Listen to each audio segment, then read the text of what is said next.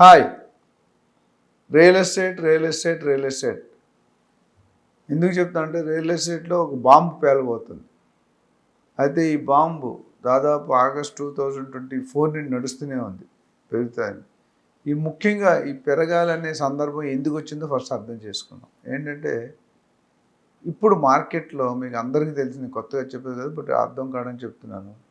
₹1,00,00,000 పెట్టి ఏదైనా ప్రాపర్టీ కొంటే మనం ట్యాక్స్ అంత 10-20 లక్షల మీద ట్యాక్స్ కడుతున్నాం. ఎందుకంటే ఆ మిగతా వచ్చేసిన గ్యాప్ ఏదైతే అదర్ ఫామ్లో వెళ్తుందో దాన్ని బేస్ వాల్యూ ఎప్పుడు కూడా మార్కెట్లో బేస్ వాల్యూ అంటే గైడ్ లైన్ రిజిస్ట్రేషన్ వాల్యూ కంటే మార్కెట్ రేట్ ఎప్పుడు ఎక్కువ ఉంటుంది.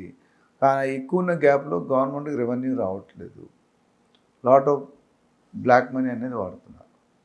సో దాన్ని తగ్గించడానికే వచ్చిన నిర్ణయం.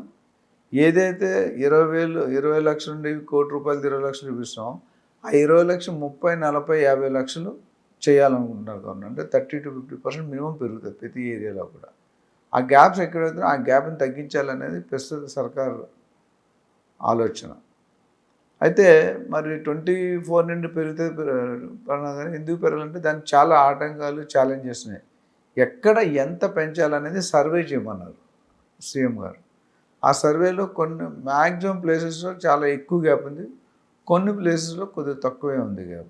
సో ఎక్కడైతే గ్యాప్ ఎక్కువ ఉందో దాన్ని రిజిస్ట్రేషన్, సపోజ్ మనం 7.6% కడుతున్నాం అంటే ₹1,00,00,000 అనుకుంటే 7.6% 7.6 lakhs కడుతున్నాం. ఇప్పుడు పెంచిన తర్వాత అది మూడింతలు అవ్వదు. అంటే ఈ 7 లక్షల బదులు 20-30 లక్షలు కట్టాల్సి వస్తుంది మనకి. పర్సంటేజ్ అనేది పెరుగుతుంది. అదేవిధంగా మీరు బేస్ రేట్ మీద జనరల్గా ఒక ₹1,00,000 గజం ఉంటే 20,000 చూపిస్తున్నాం. ఇప్పుడు ఆ 20,000 కాస్త 40-50 చేస్తున్నారు. సో ఒక విధంగా బ్లాక్ మనీని కట్టడి చేయడానికే అనే ఒక ఉద్దేశం. రెండోది ఇప్పుడు ఆల్రెడీ మార్కెట్ డల్ ఉంది, రేట్లు పెంచాలంటే తప్పదు. గవర్నమెంట్ సర్కార్ డెసిషన్ తీసుకుంటే పెట్రోల్ రేట్ పెంచారనుకోండి, 1 వీక్ సైకిల్లో వెళ్తాం, తర్వాత మళ్ళీ కుక్క తాకుంటుంది, లేకపోతే తినకుండా లేదు ముందుకు వెళ్ళిపోతుంది. అదే ఇక్కడ కూడా 1 వీక్ అవగానే మళ్ళీ రెడ్డి గారు వచ్చారు, మన సేమ్ ప్యాషన్. అందుకని గవర్నమెంట్కి ఇప్పుడు నడపడానికి ఆల్మోస్ట్ 7 లక్షలు 7.5 లక్షల కోట్లు అప్పు ఉంది. ఆ అప్పుకి ఇంట్రెస్ట్ కట్టాలి, ఇంట్రెస్ట్ కట్టాలి, మళ్ళీ అప్పు చేస్తున్నాం. సో ఈ one of the best department, good department, తక్కువ టైంలో డబ్బులు రావాలంటే, లాభాలు రావాలంటే, ఎక్కువ ఇన్కమ్ రావాలంటే రియల్ ఎస్టేట్. ఎందుకంటే ఇప్పుడు ఆయన 20,000 దాని 50,000 చేసి ఎక్స్ట్రా 30,000 మీద 7.6% వస్తుంది. అంటే 76,000 కట్టిన దగ్గర ఇప్పుడు మీకు 3 లక్షలు కడతారు. అంటే ఆ ఇన్కమ్ ఒక్క ప్లాట్కి నేను చెప్తున్నా, కొన్ని వందల ట్రాన్సాక్షన్, 1000 ట్రాన్సాక్షన్ జరుగుతున్నాయి. సో ఇది ఒక రీజన్. ఈ జర్నీలో గవర్నమెంట్ రెవెన్యూ వస్తే దానికి ఇన్ఫ్రాస్ట్రక్చర్ కానీ మిగతా కామన్ ఇప్పుడు సబ్సిడీస్ కానీ ఇవన్నీ కూడా ఉపయోగపడుతుంది. సో దానివల్ల రేట్లు పెంచారు. అయితే యాక్చువల్లీ నాకు తెలిసి వీఆర్ రన్నింగ్ 1.5-2 years లేట్. ఎందుకంటే అక్కడ సిస్టమ్ రెడీ కాలేదు. ప్రజలు ఊరికే పెంచుతారు, దానికి రీజన్ చెప్పాలి, జస్టిఫికేషన్ చెప్పాలి, ఎందుకు పెంచుతున్నారు, ఎంత పెంచుతున్నారు, ఏ బేసిస్లో పెంచుతున్నారు, ఇవన్నీ కూడా చెప్పాల్సి వస్తుంది. సో దానికి ఆల్మోస్ట్ ప్రణాళిక రెడీ అవుతుంది. ఎనీ మూమెంట్ ప్రైస్ యాక్చువల్లీ 28 ఇవాళ నుండి పెరగాలి.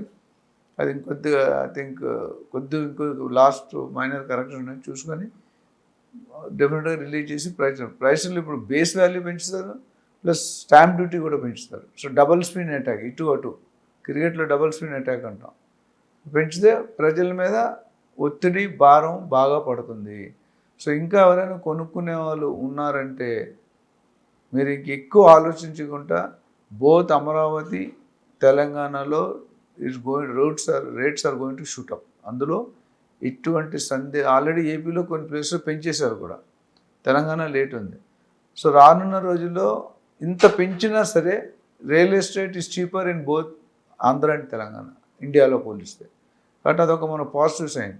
అంటే ఇప్పుడు అమరావతి కూడా చంద్రబాబు గారు అంత ఈజీగా వదిలేరు. ఆయన ప్రణాళికలు చూసుకుంటే ఆయన కూడా మన ఇండైరెక్ట్గా కాంపిటీషన్. ఇక్కడ చిన్న తమ్ముడు ఉన్నాడు, పెద్దనే ఉన్నాడు.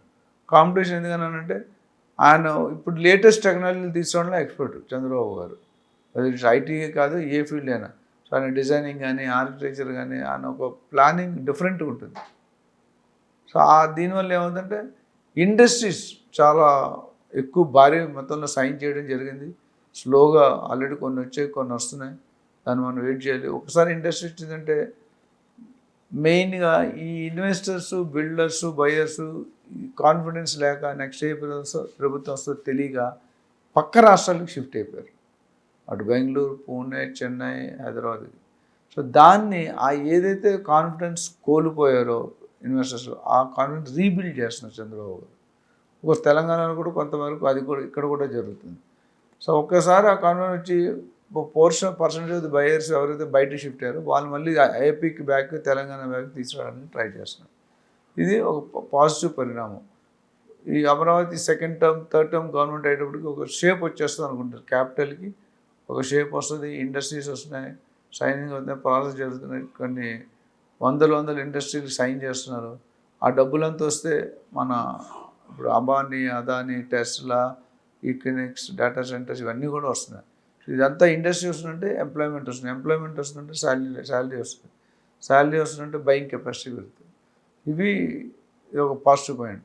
ఇవన్నీ చూసుకుంటే real estate is going to rock in next 10 years without any doubt, irrespective of any party, any political party, ఎవరు వచ్చినా లీడరు ఈ రియల్ ఎస్టేట్ దూకుడిని అయితే ఆపలేరు నాకు తెలిసినంత వరకు. బట్ టైం పడుతుంది.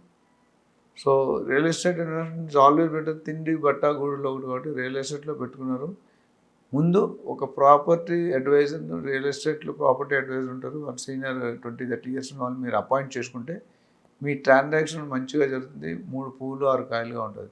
మీరు 1-2% కమిషన్ ఛార్జ్ చూస్తే కనుక మీకు టికెట్ లేని ప్రయాణం ఎక్కట్లు అయిపోతుంది. సో కంఫర్ట్గా మీరు ఆలోచించుకొని టైం తీసుకొని రియల్ ఎస్టేట్లో పెట్టుబడి పెట్టండి, రెట్టింపు లాభాలు పొందండి. ఈ విషయాల్లో మీకు ఏదైనా సపోర్ట్ కావాలన్నా, గైడెన్స్ కావాలన్నా నా పేరు doctor Nandi Rameshwar Rao, founder and CEO of realtor oxygen. సంప్రదించండి. నా నంబరు 9949579170. Thank you.